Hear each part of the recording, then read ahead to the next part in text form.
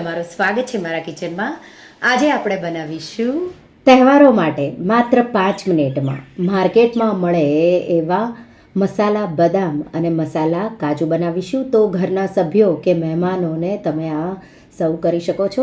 માત્ર 5 મિનિટમાં બની જશે, એટલે બહુ સરળ એવા છે. જો તમને મારી રેસિપીઓ ગમતી હોય અને હજુ સુધી ચેનલને સબસ્ક્રાઈબ ન કર્યું હોય તો સબસ્ક્રાઈબ કરજો અને બાજુમાં આપેલી ઘંટી દબાવજો, એટલે નવી નવી રેસિપીના નોટિફિકેશન આવે. તો આ બહુ ચટપટા ટેસ્ટી એવા બનશે.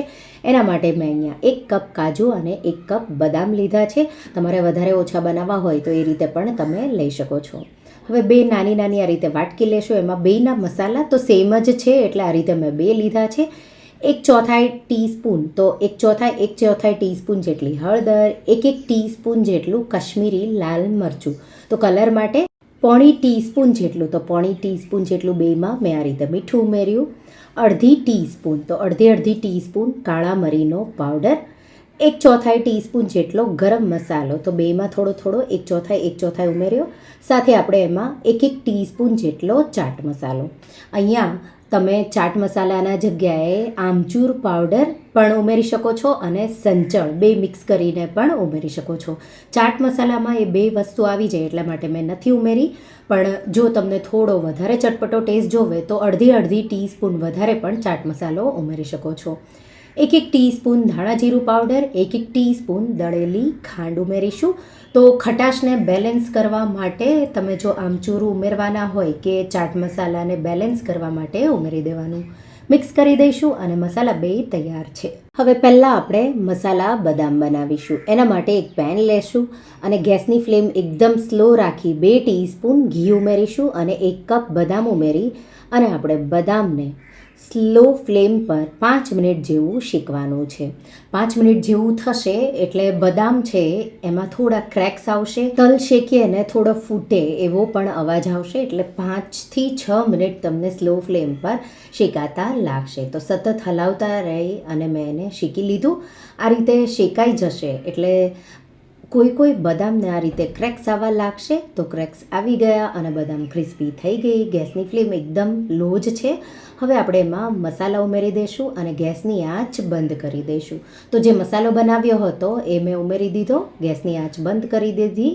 મિક્સ કરી દઈશું અને માત્ર 1 મિનિટ આ રીતે ચલાવતા રહી પેનમાં આ રીતે થવા દઈશું. તો ગેસ બંધ રાખી અને મિક્સ કરવાનું, એટલે સારી રીતે કોટ થઈ જાય. અત્યારે પણ તમને સંચળ જોવે તો સંચળનો ટેસ્ટ બહુ સારો એવો આવે છે. અડધી ટીસ્પૂન જેટલો ઉમેરી શકો છો. અને મસાલા બદામ તૈયાર છે. આપણે એને સાઈડમાં ઠંડી થવા માટે મૂકી દઈશું. હવે એ જ પેન મેં લીધી છે અને સાફ કરી લીધી. એમાં 2 ટીસ્પૂન જેટલું ઘી ઉમેરી દઈશું અને એમાં 1 કપ જેટલા કાજુ. તો અહીંયા પણ સ્લો ફ્લેમ રાખી કાજુને પણ 4 થી 5 મિનિટ આપણે કાજુ અને બદામને અંદર સુધી ક્રિસ્પી કરવાના છે, એટલે હાઈ ફ્લેમ નથી રાખવાની. તમારે વધારે ઘીમાં ફ્રાય કરીને બનાવવું હોય તો એ રીતે પણ બનાવી શકો છો, પણ ઓછા ઘીમાં પણ બહુ સારા એવા બનશે. આ રીતે કાજુને સ્લો ફ્લેમ તમે શેકશો એટલે આ રીતે ગોલ્ડન એવા 2 સાઈડથી થઈ જશે. ગોલ્ડન થઈ જાય એટલે મસાલો ઉમેરી દઈશું.